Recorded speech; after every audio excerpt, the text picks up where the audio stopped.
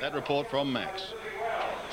The Crows won't have it all their own way on Sunday. The old black and white has a huge following in South Australia, more so than any other team outside South Australia.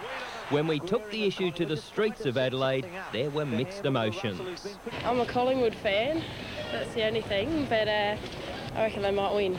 I don't really know. Yeah, they'll win. Crows going to win? Yeah, for sure. I don't support the Crows. Who do you follow? Hawthorn. They should romp it in, mate, I reckon. 60 points, 10 goals, easy. How do you reckon the Crows will go on Sunday? Should win it, mate. Should win it. They need to, don't they? Quick question about the Crows. How much will they pay me? Well, I'd like to see them win. Crows, Magpies, some folk here weren't even sure what we were talking about. I'm a Queenslander. I'm a rugby league man. I think too much against double here. SS in Adelaide. On the serious side, Crows captain Chris McDermott says for he and his teammates, there's never been a more important game. We know that now our destiny is in our own hands. If we can win this week and turn things around from last week, then we make the finals. So the feeling around the place is still pretty good, and while disappointed to lose, you know, we're confident that we can turn it around this week, and it's just a matter of getting back and hitting the ball hard and getting there first, and I'm sure we can make amends. Adelaide's 20 won't be finalised until minutes before the game, as there's still a concern over injuries to Rodney Maynard, Ben Hart and Mark Visca. Adelaide was slaughtered by Hawthorn last week in the first half. Their attitude will need to be different come Sunday. And keep in mind, Collingwood is the only team the Crows have never beaten.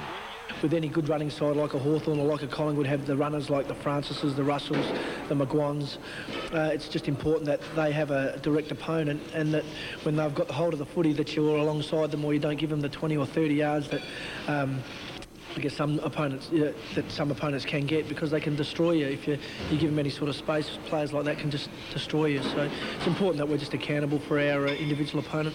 Yes, Chris McDermott speaking there with Max Stevens. He's a wag. Max are a very tough nut to crack, though, on their home turf at Football Park.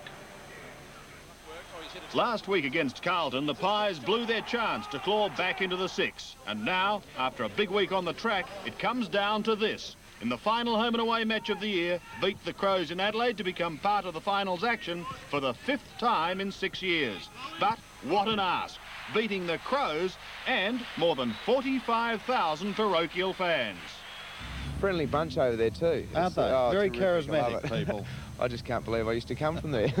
The Pies have done the impossible before at Football Park. Last year in round 9 they came from behind in the last term to snatch a thrilling 5-point win. In fact, Collingwood hasn't lost to the Crows. But Kelly knows a big improvement is needed to keep that record intact. We haven't really won the big ones, the sides, haven't been any sides above us since Hawthorn, so that is a concern. But like I said, even in those other games, some of our footy's been terrific. It's just getting those 4 quarters together. I mean, personally, myself, I've got to start to get the ball, and a few of the other guys, so we're flat out, and there'll be some interesting moves made this week, I think, by Lee, and it'll be a great game. And Kelly says the coach hasn't pulled any punches at training this week.